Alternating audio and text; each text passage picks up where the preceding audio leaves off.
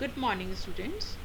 Today we are going to start a new chapter, that is application of integration.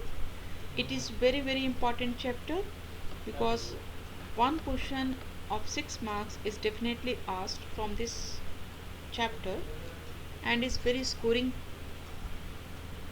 also.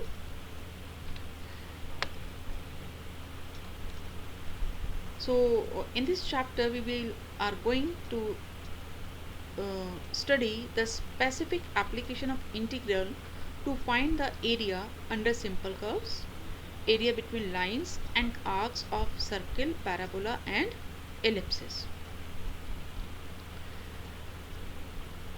Curve और access के बीच का area या line और different curves के बीच का एरिया, ये हम स्टडी करें. So let us first revise the standard equations of circle, parabola and ellipse which we have studied in class 11. The standard equation of circle with center hk and radius r is given by x minus h square plus y minus k square equal to r square. अगर circle का centre h k है और radius r है तो circle की equation x minus H square plus Y minus K square equal to R square. Parabola में हमारे पास वही केसेस आएंगे जहाँ हमारा वर्टेक्स पैराबोला का ओरिजिन होगा. वैसे तो 4 टाइप की स्टैंडर्ड इक्वेशंस हम पैराबोला की लेते हैं. एक तो राइट साइड ओपन होता है, एक लेफ्ट साइड ओपन होता है, एक अपवर्ड ओपन होता है और एक डाउनवर्ड. लेकिन हमारे जो क्वेश्चंस होंगे सभी क्वेश्चंस ज़्यादातर इन 2 केसेस पर बेस्ड होंगे, एक राइट साइड ओपन और एक अपवर्ड ओपन. तो इसीलिए इन्हीं की हम इक्वेशंस, स्टैंडर्ड इक्वेशंस को स्टडी करेंगे. यहाँ पर वर्टेक्स हमने ओरिजिन लिया है और फोकस हमने a0 लिया है. Then the equation of parabola is y square equal to 4ax. अगर पैराबोला अपवर्ड ओपन हो रहा है मतलब इसकी axis of symmetry y axis है और फोकस हमारा 0, a है, then equation of parabola is x square equal to 4a1. Next one is ellipse. अगर इलिप्स की मेजर एक्सिस x एक्सिस है, AB की लेंथ जो है वो लेंथ ऑफ मेजर एक्सिस कहलाती है, OB सेमी मेजर एक्सिस, इसी तरह से OC सेमी माइनर एक्सिस और यहाँ CD हमारा लेंथ ऑफ माइनर एक्सिस हो गया. अगर एक्स एक्सिस हमारी मेजर एक्सिस है तो A की वैल्यू B से बड़ी होगी यहाँ पर, और इक्वेशन ऑफ इलिप्स होगा x square upon a square plus y square upon b square equal to 1. अगर मेजर एक्सिस हमारी वाई एक्सिस है तो उस केस में इक्वेशन ऑफ इलिप्स हो जाएगी x square upon b square plus y square upon a square equal to 1. जहाँ पर हमने मेजर एक्सिस की लेंथ वही रखी है, दैट इज़ 2a, और माइनर एक्सिस की लेंथ 2b रखी है. Now how to find the area under simple curves?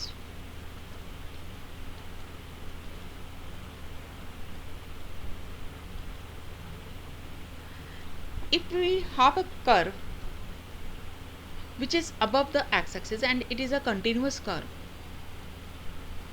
and we have to find the area bounded by this curve x-axis and between the two ordinates x equal to a and x is equal to b, then we can draw the vertical strips like this. ऐसे strips को अगर हम vertical strips को draw करके उनका area add कर दे तो हमें लगभग इस शेडेड एरिया हमें मिल जाएगा. अब इस वर्टिकल स्ट्रिप में ये y को रिप्रेजेंट करेगा और ये small distance on x axis है तो ये डेल्टा x या dx से रिप्रेजेंट कर सकते हैं. तो इस रेक्टेंगल का एरिया हो गया y dx, और ऐसे रेक्टेंगल्स हमें यहाँ से यहाँ तक एडअप करने हैं.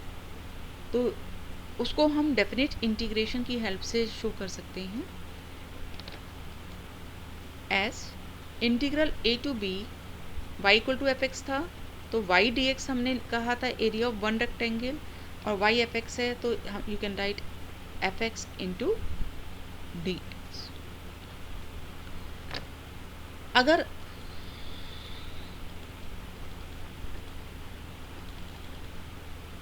कर्व एक्स एक्सिस से बिलो है तो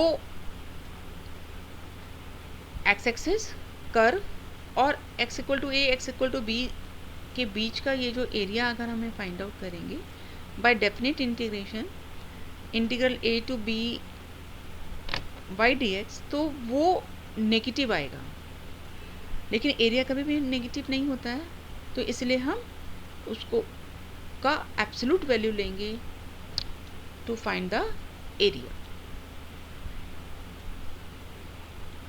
अगर कुछ पार्ट कर्व का एक्स एक्सिस से बिलो है और कुछ पार्ट अबव है, तब हम कर्व और एक्सिस के बीच का एरिया कैसे निकालेंगे? ये इस पोर्शन का एरिया अलग निकलेगा, तो इंटीग्रल वाई डी एक्स, लेकिन एक्स की लिमिट्स कहाँ से कहाँ तक होगी? ए से सी तक। अब ये एरिया क्योंकि नेगेटिव आएगा तो इसलिए हम इस वाले पार्ट का मॉडुलस लेंगे प्लस इससे आगे का एरिया, और ये एरिया डेफिनेट इंटीग्रेशन से क्या किसको शो कैसे निकलेगा? Integral c to b, c से बी तक, और y d x. So in this case we can write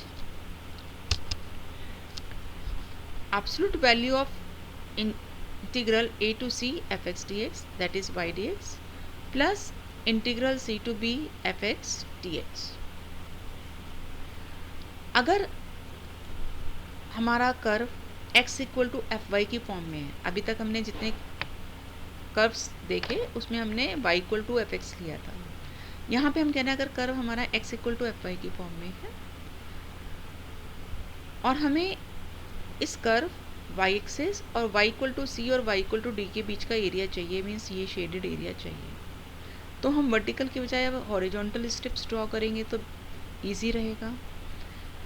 और इस हॉरिजॉन्टल स्ट्रिप में ये x रिप्रेजेंट करेगा, क्योंकि जनरल पॉइंट अगर कर्व का लेंगे एक्स वाई तो ये x को रिप्रेजेंट कर रहा है, और ये जो डिस्टेंस है ये डी वाई को रिप्रेजेंट करेगा, small distance on y axis.